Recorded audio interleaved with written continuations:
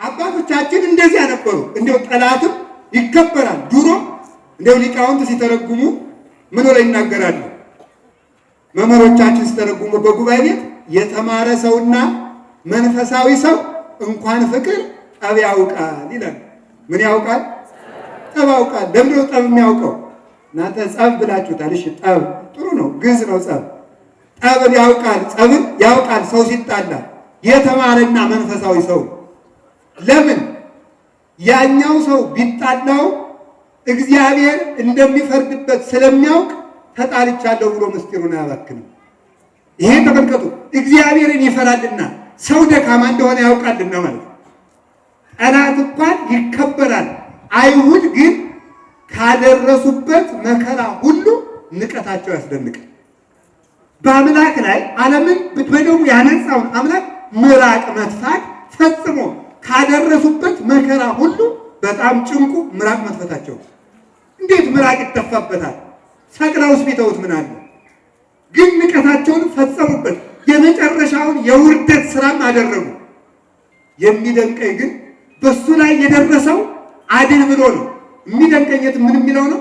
ወመነና ለኀፍረት በእንተ ፍሥሓሁ ዘጽንዑሎቱ፣ በፊቱ ተዘጋጅቶለት ስላለው ደስታ ሲል ኀፍረትን ናቃት። እስኪ በሉ ኀፍረትን ምን አላት? ናቃት። ኀፍረትን ናቃት ማለት መራቆትን ራቁትን መዋል። እኔ አምላክ ነኝ ምድርን በስነ ጽጌያት ሰማያትን በከዋክብት የማስጌጥ እኔ ራቁቴን አልሰቀልም ሳይል ሳያፍር በመራቆቱ አላፈረበትም። ኃያሉ በመድከሙ አላፈረበትም። ሙሉ በመወሰኑ አላፈረበትም። ባለጸጋው በድህነት በድሃ ሥጋ በመገለጡ አላፈረበትም። መላእክት የሚያመሰግኑት በመሰደቡ አላፈረበትም። አይላፋ እሳት ይወንስ ቅድሜሁ አይላፋ አይላፋት ይትለአክቡ ይላል ነቢዩ ዳንኤል። በፊቱ የእሳት ጎርፍ ይንቆረቆራል። በፊቱ የእሳት ጎርፍ ይንቆረቆራል። አይላፍ ምን ፊት እልፍ የሆኑ ከቁጥር በላይ የሆኑ መላእክት ይላላኩታል። እንደ ሻሽ በፊቱ ይነጠፋሉ፣ እንደ ግንድ ይረበረባሉ፣ ከግርማ መንግስቱ የተነሳ ይርዕዳሉ ብሎ ተነግሮለት እንኳን ሲሰድቡት ተገልበብ ለነ ሙሴ እንኳን እሱ የእሱ ባሪያ የሆነው ሙሴ እንኳን ከግንባሩ ላይ ካለው ብርሃን የተነሳ ሙሴ ፊትህን ሸፍንልን ተብሎ ሳለ እሱም ግን ግርማ መንግስት እያለው ግርማ እንደሌለው መንግስት እንደሌለው ፊትህን ተሽፊቱን ሸፍነው ማኑ ዘፋከ ማነው ፊትህን የመታ ተናገር ሲሉት በዚያ እንኳን አላፈረበትም። ለምን? ሰውን መውደዱ ኀፍረትን እንዲንቅ አድርጎታልና። እስኪ በሉ ሰውን መውደዱ ምን እንዲንቅ አድርጎታል? ኀፍረትን እንዲንቅ አድርጎታል። በእንተ ፍሥሓሁ ዘጽንዑሎቱ ዕብራውያን ላይ ነው ቅዱስ ጳውሎስ በፊቱ ስላለው ደስታ ኀፍረትን ናቀ። በፊቱ ያለው ደስታ ምንድን ነው? የሰው መዳን። እስኪ በሉ እሱ ሲራብ የማን መጥገብ ይታየዋል? በሉ እንጂ እሱ ሲሰደድ የማን ርስት ማግኘት ይታየዋል? በሉ እሱ ሲጠማ የማን መርካት ይታየዋል? እሱ ሲራቆት የማን መልበስ ይታየዋል? እሱ ሲታመም የማን መፈወስ ይታየዋል? እሱ ሲሞት የማን ትንሣኤ ይታየዋል? የሰው ደስታ የሰው መዳን ኀፍረትን እንዲንቅ አደረገው። አሁንም ገልብጥና ወደኛ እንዳምጣው። ልክ እንደዚሁ በእግዚአብሔር ፍቅር በክርስቶስ ፍቅር ልቡ የናደድ አረጋዊ መንፈሳዊ ጌታዬ ኢየሱስ ክርስቶስ የትኛውን ልናገር ይላል። ወደ በቤተልሔም ተወልደህ በጨርቅ መጠቅለልክን አንስቼ ላድንቅን? ወደ ግብፅ መሰደድልክን አይቼ ላድንቅን? ወይስ ቀላያትን በፍኝ የምትሰፍር ሲሆን በባህር መካከል መቆምክን አይቼ ላድንቅን? 5 እንጀራ በርክተህ የመገብከው አንተ መራብክን አይቼ ላድንቅን? ጽና ሰማያት ወምድር የሰጠኸው ለምድር ጽና ሰማያት ወምድር የሰጠህ አንተ እርጥብ መስቀል ተሸክመህ እየወዛህ ያንን አይቼ ላድንቅን? ወይስ ወዴት የትኛውን አንስቼ የትኛውን እተዋለሁ ይላል። በዚህ መደነቅ፣ በዚህ አንክሮ፣ በዚህ ፍቅር የታሰረ ሰው የዓለምን የኃጢአት ማሰሪያ ቆርጦ ለመጣል ይቻላል። ብዙ ጊዜ በዓለም የምንኖረው የብዙዎቻችን ጥያቄ ምንድን ነው? መለወጥ እፈልጋለሁ ግን መለወጥ አልችልም ነው። መለወጥ የምንችለው ብቸኛው መንገድ የእግዚአብሔር ፍቅር በልቡናችን ሲሳል ነው። እስኪ በሉ የእግዚአብሔር ፍቅር በሉ። በየት ሲሳል ብቻ ነው? በልቡናችን ሲሳል። እግዚአብሔርን መውደድ ዓለምን ለመናቅ ብቸኛው ጉልበት ነው። ዓለምን ለመናቅ እሱኛን መውደዱ ተመልከቱ። እሱኛን መውደዱ ፍቅር አምላክን ወደ ተገዥ ባህሪ ሲያመጣው፣ ፍቅር ደግሞ ተገዥን ወደ ገዥነት ለወጠው ማለት ነው። ተገዥን ወደ ገዥነት አሳደገው። ገዥ ሊገዛ ለሰው ሥጋ ለሰው ጠባይ ካሳ ሊከስ ሲመጣ ይገዛ የነበረው ገዥ ለመሆን በቃ ማለት። ፍቅር እንዲህ ነው። እስቲ ፍቅር እንዲህ ነው በሉ እንጂ። አንድ ጥያቄ ልጠይቃችሁ። ክርስቶስ እኛን መውደዱ እንዲሆነ እስኪ እንዲሆነ በሉ። ቅዱስ ያሬድ እንዲህ አለ፣ ይእዜኒ ምትለዋለ ሰላም እስመ ተወልደ ክርስቶስ በሀገረ ዳዊት ቃሉ ለአብ ቀዳሜ በኩሩ ወጥበቡ ለአብ መጽሐኔን ከመይክስት ብርሃነ። እንግዲህ ወዲያ ሰላምን እንከተላት፣ ግፍን እንተው፣ ኃጢአትን እንተው። ኃጢአት ይብቃን፣ እንግዲህ ሰላምንና ፍቅርን እንከተል። ለምን ትሉኝ እንደሆነ አለ እስመ ተወልደ ክርስቶስ በሀገረ ዳዊት መወለድ የማይስማማው አምላክ በሥጋ ሰብ ተወልዷልና በጨርቅ ተጠቅልሏልና እኛን ከሰማይ መንግስቱ ይወልደን ዘንድ ባሪያዚያነ የእኛን ሥጋ ለብሶ ተወልዷልና፣ ኧረ እንግዲህ ሰላምን እንከተላል። ሰላምን እንከተል እንግዲህ ማይቃን እንጂ ጥል እኮ ፈረሰ፣ ፍቅር እኮ ተመሰረተ፣ የጥሉ ግድግዳ ተደርምሷል። እንግዲህ ሰላምን እንከተላል አለና ሲያበቃ መጽሐቤነ ከመ ይክስት ብርሃነ፣ ብርሃን ልጅነትን ሊገልጥልን ተገልጧል። ሕዝብ ዘይነብር ውስተ ጽልመት ወጽላሎተ ሞት ብርሃን አብይ ሰረቀ ላዕሌሆሙ ማቴዎስ 4:17 ላይ በጨለማ የሚኖር ሕዝብ እስኪ በሉ ታላቅ ምን አየ? ብርሃን አየ። ምን ማለት ነው? በጨለማ የሚኖር ሕዝብ ታላቅ ብርሃን አየ። በድንቁርና ለሚኖር ሕዝብ ጥበብ ክርስቶስ ተወለደለት። በድንቁርና ለሚኖር ሕዝብ፣ በክደት ለሚኖር ሕዝብ ሃይማኖት ክርስቶስ ተወለደለት። በባርነት ለሚኖር ሕዝብ ነፃ የሚያወጣን የነፃነታችን ራስ ሰላማችን ክርስቶስ ተወለደልን። ለተቸገሩት ባለጸጋው መለኮት ሰው ሆነ። ለዳይነታችን አስወገደው፣ ደመሰሰው። በጨለማ ለሚኖሩት ብርሃን ክርስቶስ ተወለደላቸው። በባርነት ለሚኖሩት ልጅነትን የሚሰጥ ክርስቶስ ተወለደላቸው። አላችሁ የላችሁ? አላችሁ የላችሁ? ቀላል ሸክም ክርስቶስ ተወለደ። ቀላል ሸክም ክርስቶስ ተወለደ። እንዴት ነው ቀላል ሸክም? ዲያብሎስ ምን ያደርጋል? አላችሁ የላችሁ? አይሁድ ስብ እያጤሱ ደም እያፈሰሱ ይሄ ሸክም ነበረባቸው። ዲያብሎስ ግን ተመልከቱ፣ መጦር ቀሊል ተመልከቱ። ቀላል ሸክም ማን ነው ብትሉኝ ይላል አባ ጊዮርጊስ፣ ቀላል ሸክም ማለት የክርስቶስ ሕግ ብቻ ሳይሆን ራሱ ክርስቶስ ቀላል ሸክም ነው። ለምን? ዲያብሎስ ልጆቻችሁን አርዳችሁ መስዋዕት አቅርቡልኝ ይላል። ክርስቶስ ግን ቀላል ሸክም ነውና እንኳን ልጅ ረዱልኝ እኔ ልታረድና ብሉኝ ይላል። ቀላል ሸክም ክርስቶስ ነው። እሱን ያልተከተል ማንን እንከተል? ማንንም አንከተልም። ሌላው ከባድ ሸክም አለበት ያልገባው።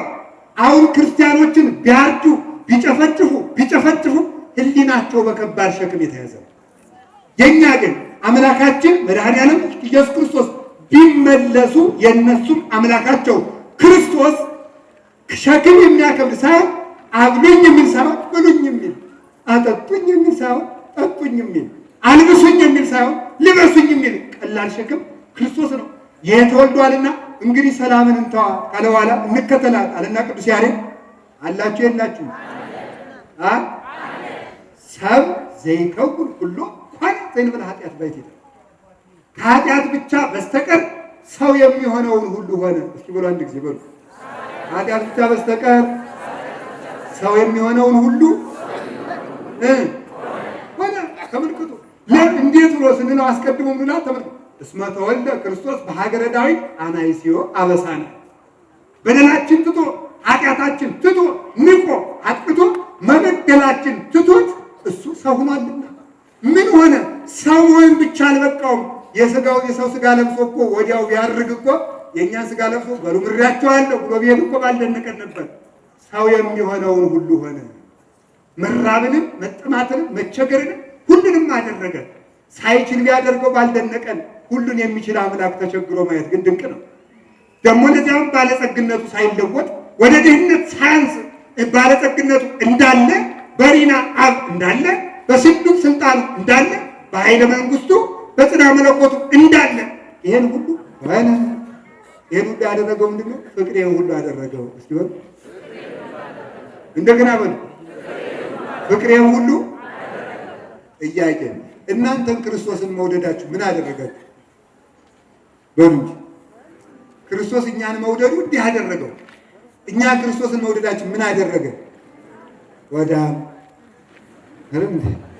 ሰካራም፣ ሌቦች፣ ዘፋኞች በቃ እኛ እንደው አንዳንድ ጊዜ የእግዚአብሔር ቤተሰቦች እኔ መናፍቃን ድንቅ የሚያደርጉኝ መናፍቃን የሚለው ስም ራሱ ሰለቸን። ዛሬ ቢመለሱ ጥሩ ነበር።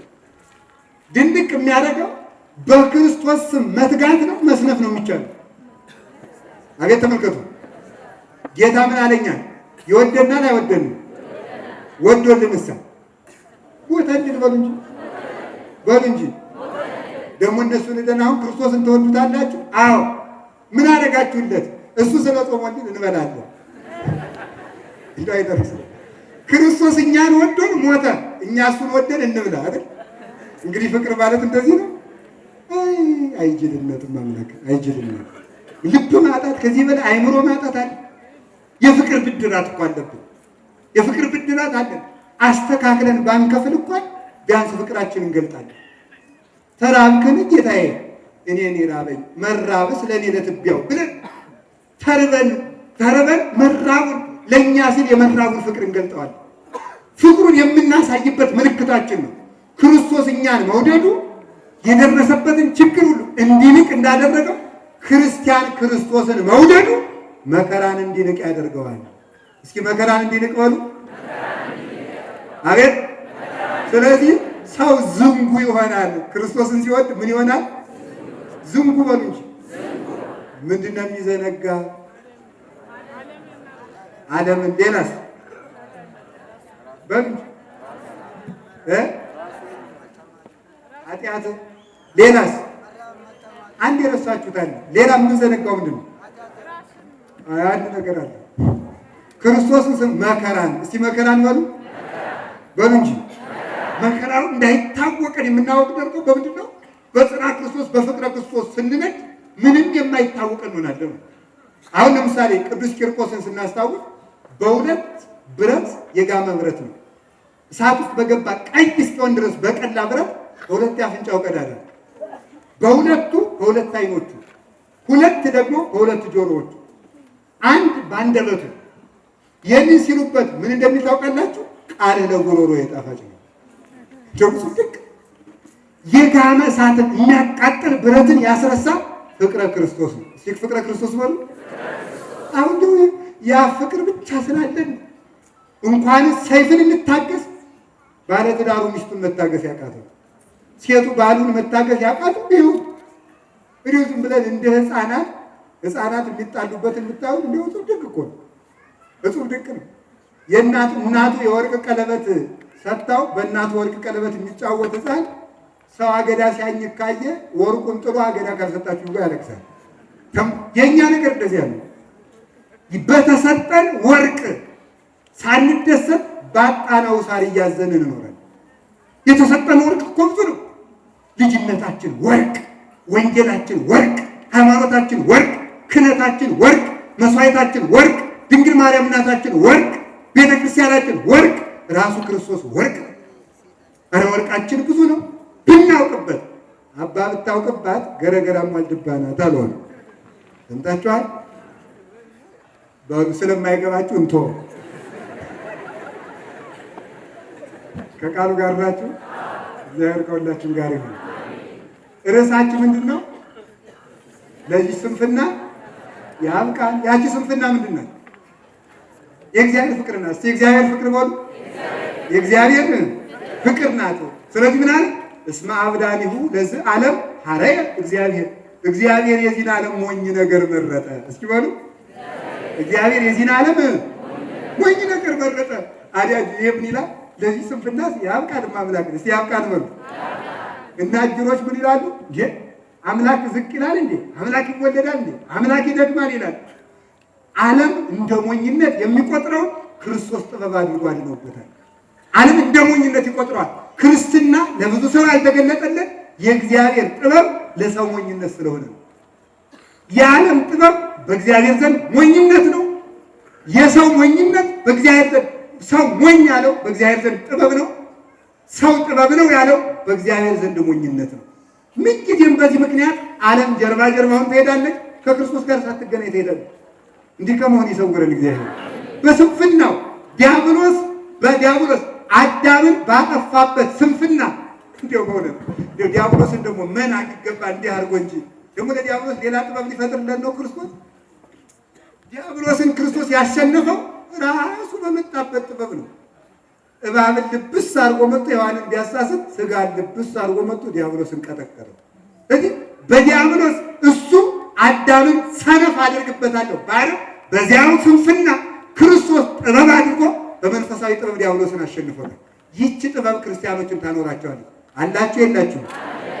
አላችሁ የላችሁ? እስኪ አንድ ጥያቄ ልጠይቃችሁ። እባብ ሔዋንን ይሄን በለስ ብሉ ስትል እባብ ብቻ ናት? በውስጧ ማን አለ? አቤት ሰይጣን አለ አይደል? በጣም ግሩም። ጌታችን መድኃኒታችን ኢየሱስ ክርስቶስ አምላኬ አምላኬ ለምን ተውከኝ ብሎ ሲጮህ ስጋ ብቻውን ነው የሚጮህ? መለኮት አብሮት ተዋህዷል።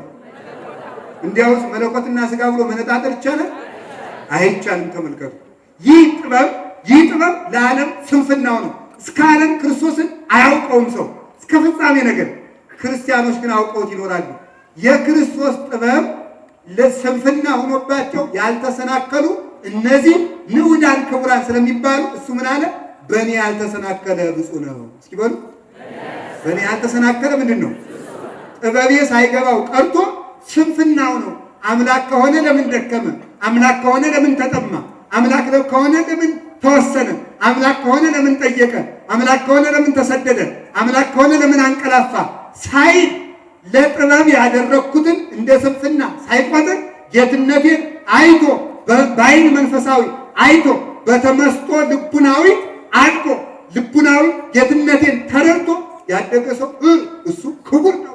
ስለዚህ ማለት መጽሐፈ መነኮሳት ክብሩ ለሥጋ ተመስጦ አማናዊ ሀበ እግዚአብሔር ሕያው። የሥጋ ክብሩ የልብ ክብሩ ምንድን ነው? ወደ እግዚአብሔር መመሰጥ ነው። እስኪ በሉ የልብ ክብሩ በሉ ወደ እግዚአብሔር ማለት ነው መመሰጥ ነው። እግዚአብሔርን ራሱን ማሰብ ፍቅሩን ጌትነቱን እንዲህ ያለውን ነገሩን ማሰብ ኃጢአትን እርግፍ አድርጎ ከልብ አውጥቶ ለመጣል ትችላላችሁ። ሲጋራ የሚያጨስ ይኖራል፣ ጫት የሚቅም ይኖራል፣ የሚሰክር ይኖራል፣ ዝሙት የሚያስቸግረው ተደጋጋሚ መውጣት እየፈለገ መውጣት ያቃተው ሰው ይኖራል። መውጣት የሚችለው እንዲህ አድርጎ ክርስቶስን በማሰብ የክርስቶስ ፍቅር በልቡናው ስር ሲሰድለት ኃጢአት ንቅል ንቅል ንቅል እያለ ይወጣል። ይትመላ እምህሊናዬ በተግሳጽከ ቡሩክ እጠተ ደዌ ዘበቆለ ሶ ካለ ደራሲው ምን ማለት ነው? ተመልከቱ። ጌታዬ ኢየሱስ ክርስቶስ በአንተ የፍቅር ተግሳጽ በልቡናዬ የበቀለው የኃጢአት እሾህ ይነቀልልኝ። መልካ ኢየሱስ ነው። እስኪ በሉ ጌታ ኢየሱስ ክርስቶስ ወይ በሉ ጌታዬ ኢየሱስ ክርስቶስ ወይ በአንተ የፍቅር ተግሳጽ በልቡናዬ የበቀለው የኃጢአት እሾህ ይነቀልልኝ በሉ። ዛሬ ነቅሎ ይጣልልን ሆኖ። ስለዚህ የሚነቀልልን በምኑ ተግሳጽ ነው? እንዲያውም አንድ ነገር ልንገራችሁ። ጌታችን በመዓቱ ከሚገስጸን ይልቅ በፍቅሩ የሚገስጸን ይከብዳል። አይከብድም? አንተ እኔ ለአንተ ብዬ ተሰቀልኩልህ፣ አንተ ባይሆን ለእኔ ብለህ ጫትን መተው ያቅትሃል ብሎ በፍቅሩ ይገስጻል። አንተ እኔ እኮ ሥጋዬና ደሜን ሰጥቼሃለሁ፣ አንተ ባይሆን የሚጠፋ የሳንቲም ድቃቄ 10 በኩራት ተነፍገኝ ብሎ በፍቅሩ የሚገስጸው እንዴት ድንቅ ነው! አንተ እኔ ለአንተ ብዬ ተቸነከርኩልህ፣ አንተ ለእኔ ብለህ ጥቂት ኪዳን እንኳን ማለዳ መጥተህ ማድረስ ያቅትሃል፣ አትሰነፍ ብሎ በፍቅሩ የሚገስጸን ድንቅ ነው። በጠብ አይገስጽም እግዚአብሔር፣ በፍቅሩ ግን ይገስጻል። በፍቅሩ ተግሳጽ የኃጢአታችን እሾህ ተነቅሎ ከልቡናችን ይወድቃል። ነቅሎ ይጣልልን አላችሁ። ስለዚህ ተመልከቱ፣ ያቺ ፍቅር አለ ወይቲ ታስተጋግጦ ለልብ አለ።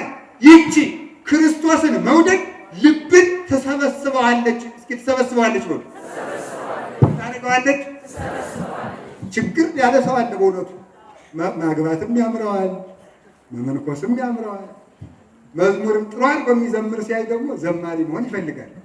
ሰባኪ ሲያይ ኧረ እኔ ሰባኪ ነው መሆን ይላል። ደግሞ መነኩሴ ሲያይ እኔ መነኩሴ ነው መሆን ይላል። እንደው በሱ ደግሞ ሰርግ ተገኝቶ ተደርጎ መኪኖቹ ሞሰብ በላያቸው ላይ ሰቅለው ሲያይ መቼ ነው የማገባ ይላል። ደግሞ መከራ እኮ ነው ተመልከቱ ማለት ነው። ሁሉንም ደግሞ ከሁሉም እገኛለሁ ይላል። ልቡ ብትን ብሎበት አንድ እንኳን ጥግ ያለ ይህን የሚሰበስበው ምንድን ነው?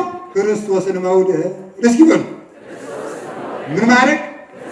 ወይት ታስተጋቦ ለልብ ወይት ሀድጎ ከመይህ ልብን እንዲንከራተት አሳልፋ የማትተው ክርስቶስን መውደድ ነው ይላል።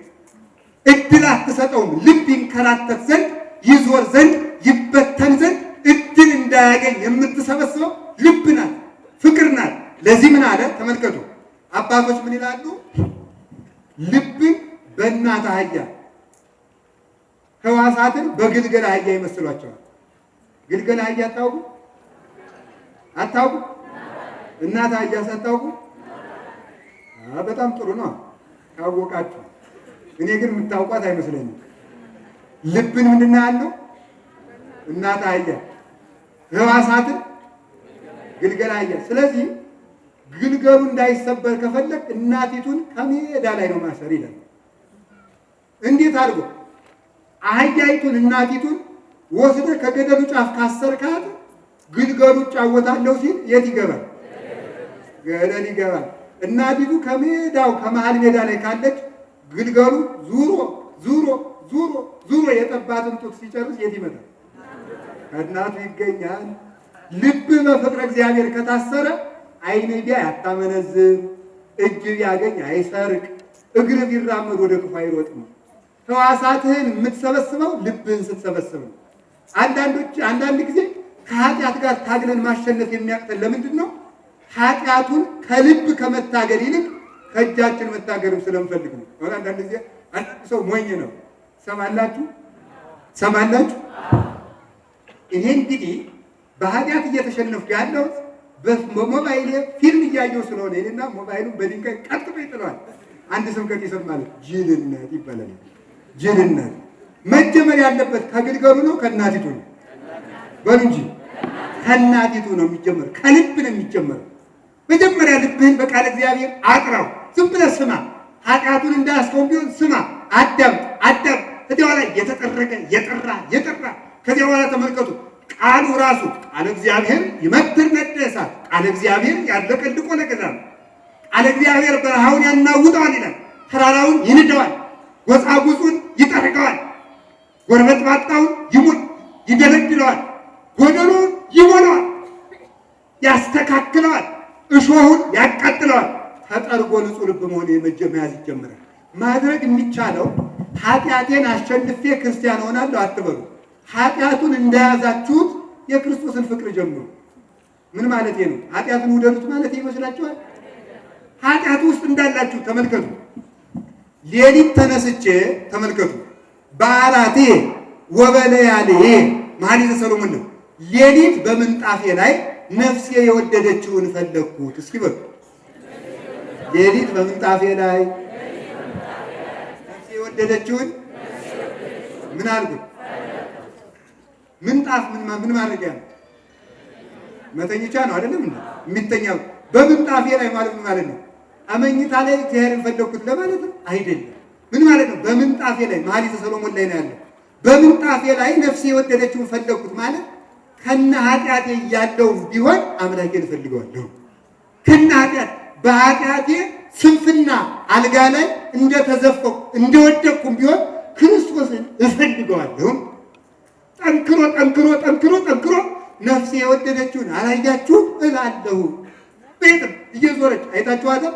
ነፍሴ የወደደችውን አላያችሁት? አማልኩ ግን አወለደ ኢየሩሳሌም በኃይሎ በጽንዑ ለገዳም። እናንተ ኢየሩሳሌም ቆነጃጅት አምላችኋለሁ። ነፍሴ የወደደችውን አይታችሁት እንደሆነ ንገሩኝ። እትነሳ ውስተ መላእክት ተመልከቱ፣ ውስተ መሥዋዕታት ገበያ ለገበያ አደባባይ ለአደባባይ ጓሮ ለጓሮ ዋሻ ለዋሻ ነፍሴ የወደደችውን እፈልጋለሁ። ነፍሴ የወደደችውን አላያችሁም? በሉ እስኪ በሉ እናንተ የኢየሩሳሌም ቆነጃጅት በሉ ነፍሴ የወደደችውን አላያችሁም? እናንተ ኢየሩሳሌም ቤተ ክርስቲያን፣ ኢየሩሳሌም መስቀል ድንግል ማርያም፣ የኢየሩሳሌም ቆነጃጅት ማለት የቤተ ክርስቲያን መጻሕፍት። እስኪ የቤተ ክርስቲያን መጻሕፍት በሉ እናንተ የቤተ ክርስቲያን ቆነጃጅት፣ ብሉያት፣ ሐዲሳት፣ ሊቃውንት፣ መነኮሳት ክርስቶስን እንዴት እንደማገኘው እስኪ ንገሩኝ ማለት ነው። እንዴት አድርጌ እንደማገኘው እኔ በኃጢአት የተፈኩት እንዴት አድርጌ እንደማገኘው? ሰናይት እምአንስት አንቺ ከሴቶች ይልቅ የተዋብሽ ወንድምሽ እንዴት ያለ ነው አሏት። ደግሞ ወንድሁ የጻዕዳ ወቀይህ ወንድሜማ ነጭና ቀይ ነው። እስኪ በሉ ነጭና ቀይ ነው በሉ እስኪ ነጭና ቀይ ወንድም ያለው አላችሁ? ነጭና ቀይ ወንድም ያለው አለ? ምን ማለት ነው? ይኸውላችሁ መናፍቃን እዚህ ላይ ነው ገደል የሚገቡ። ወንድሜ ነጭና ቀይ ነው ይላል። ነጭና ቀይ ወንድም ካላችሁ አሁን መጽሐፍ ቅዱስ አይተረጎም ማለት የሚሉት እንዳለንም እንደው እናንተ ለሕዝቡ አታስጨንቁት፣ ጥሬውን ያነብበት ትርጓሜ ምስጢር እያላችሁ አታጨናንቁት። ዝም ብሎ ሕዝቡ መጽሐፍ ቅዱስን አንብቦ ይረዳው ብለዋል። እሺ ወንድሜ ነጭና ቀይ ነው ይላል። እኔ ነጭና ቀይ ወንድም የለኝም፣ ምን ላድርገው ነው? ወንድሜ ነጭና ቀይ ነው። መኃልየ ሰሎሞን ምዕራፍ 5 ቁጥር 8 ላይ ወንድሜ የተባለ ክርስቶስ ነው። ወንድማችን የተባለ ስጋችን ስለለበሰ ነው። ነጭና ቀይ ነው ማለት ጻዕዳ በመለኮቱ ወቀይ በትስብእቱ፣ በመለኮቱ መብረቅ ነው፣ በስጋው የሚታመም ነው። እንደ ሰውነቱ ደሙን ያፈሰሰ ነው፣ እንደ ጌትነቱ ቁስል የሚፈውስ ነው።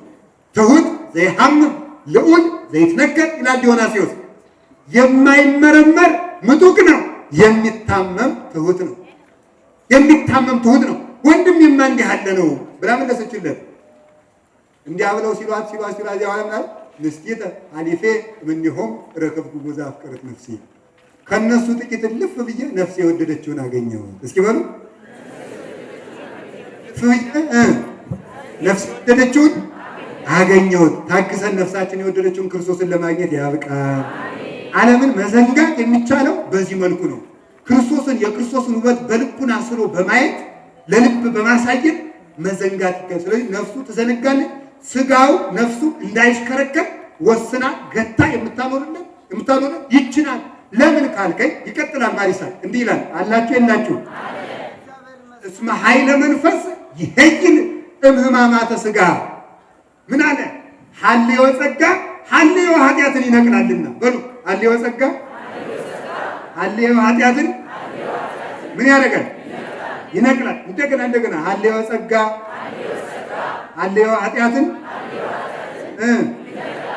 ኃጢአትን ማሰብን ነቅሎ መጣል የሚቻለው ምን በማሰብ ነው?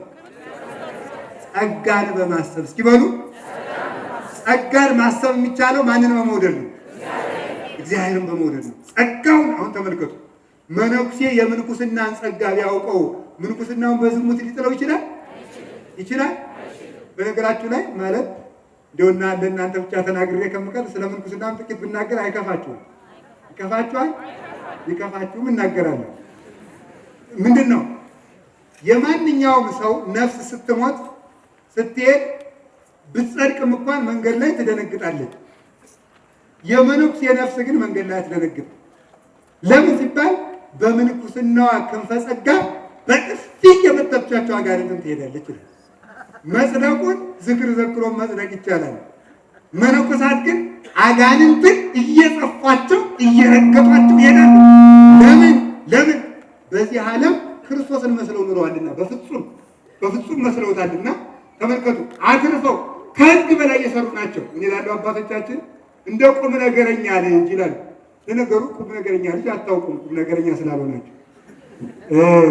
ከፋችሁ ግድ የለም ሊከፋችሁ፣ ነፍሳችሁን አይክፋት እንጂ። ስለዚህ ተመልከቱ